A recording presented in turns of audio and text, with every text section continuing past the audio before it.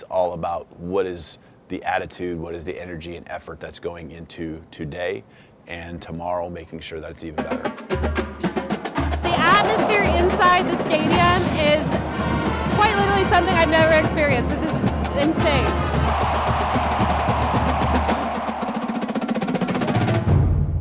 Well, I'd love to start with this. Your first game as Alabama head coach is officially in the books. What were your emotions on Saturday when you were walking out onto the field for the first time? In all honesty, it was more about just the game. I think I'd gotten past that spring ball, and it was really cool at that time seeing the fans and just kind of understanding how far we'd come just in those few months. You get to this point, you go through fall camp. This is our team, this is our season, and it was all about that. Are we on time? Were we in the right spots on the football field in pregame? And then, of course, are we executing, doing what we're supposed to do when the kickoff happens? You received your first game ball from your quarterback, Jaylen Milroe, after you guys won your first game. What did that mean to you?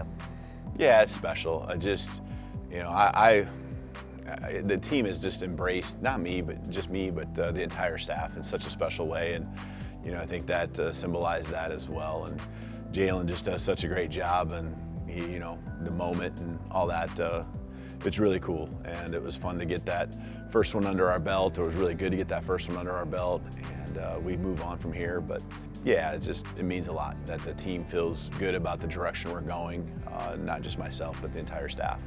Jaylen is one of the best quarterbacks in the country this season. For you, and a guy who's worked and had a lot of success with quarterbacks in your career, how do you think your coaching style can help leverage his strengths? Yeah, we're just working through every moment, every series he's out there, whether it's in practice or especially in the games as well, just talking through with my demeanor, and I think just understanding of how it's gone over the years and what works and what doesn't. We have new tools on the sideline now with the iPads. There's new communication with coach-player communication. That's more done with Nick Sheridan, our coordinator, but there's a lot of little intricacies that can happen, and I think all of us just working together. And I think we're doing a pretty good job through week one of doing that and giving Jaylen all of the tools, all the support that he needs to learn from whatever happened, good and bad, and go out there and make the next drive even better. What do you think his ceiling is as a player? It's pretty high.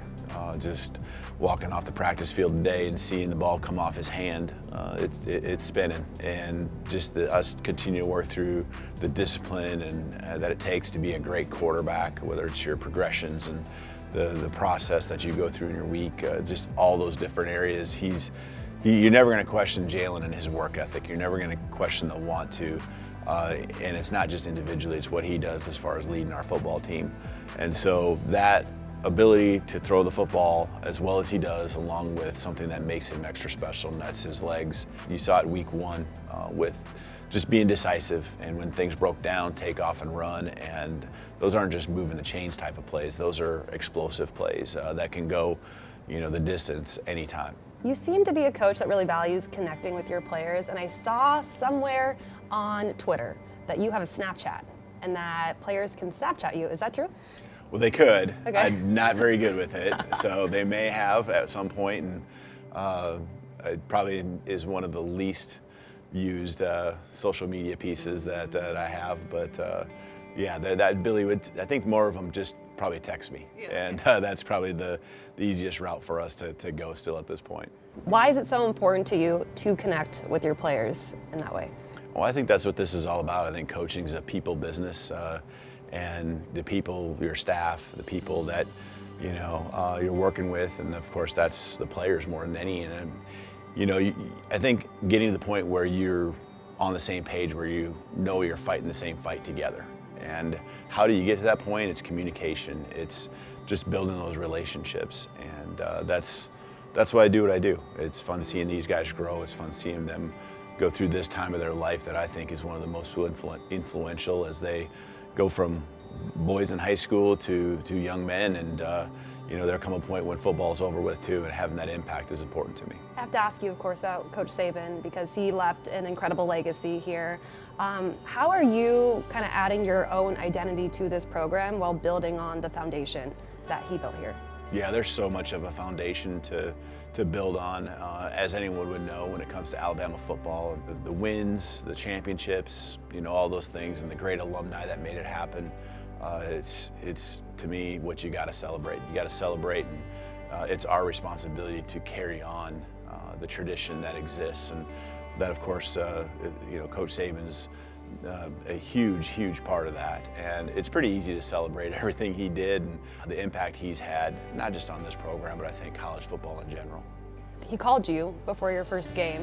What was that conversation like? He called, and it was, again, him wanting to just make sure the players knew just that he was thinking about them, that he was rooting for him, will be watching the game. I actually thought because of his other duties he might be watching the game on TV, but he made sure he got back, and that says a lot about how important this place is, but also those guys, that he wanted to make sure through me the guys got the message, and that's the least I could do, considering many of these players that are here, most of the players that are here, were recruited, by Coach Saban, and of course, made this decision to come here because of Alabama, but also because of him. I know that it's early in the season, but I'm curious from your perspective, what would you define as a successful season for Alabama in year one as head coach? There's a lot of different ways to go. I guess the biggest thing is there's been times where if I give a win-loss, which I think is what people are really looking for, or how many rounds in the playoffs, or the end goal, that I probably worry more about selling the team short than I do anything. That if you just reach this benchmark, it's considered a successful season. I think there's a lot of challenges, obviously, we're going through. Anytime you bring this many people together, from coaches to players, we got a lot of new faces in all those areas on our team. There are certainly challenges, but I do feel that because we have the right people in place, there's a high ceiling for us. And the whole thing then is to focus on what it takes each and every day and making the most of the opportunity we have right in front of us in that moment. So that's how I really look at the success. It's all about what is the attitude, what is the energy and effort that's going into today and tomorrow, making sure that it's even better. Okay, last question for you. People say that football is just different in the South. It means more. Being from the West Coast, I'm kind of getting a taste of that, down here. Would you say that it means more down here? What are the biggest differences that you've noticed from the fans and the culture? Well, to put 100,000 people in a stadium on opening game, and just seeing that a city of this size can bring that in, there's got to be something special. And a football program like ours, but also just football down in this part of the country, it is extremely important.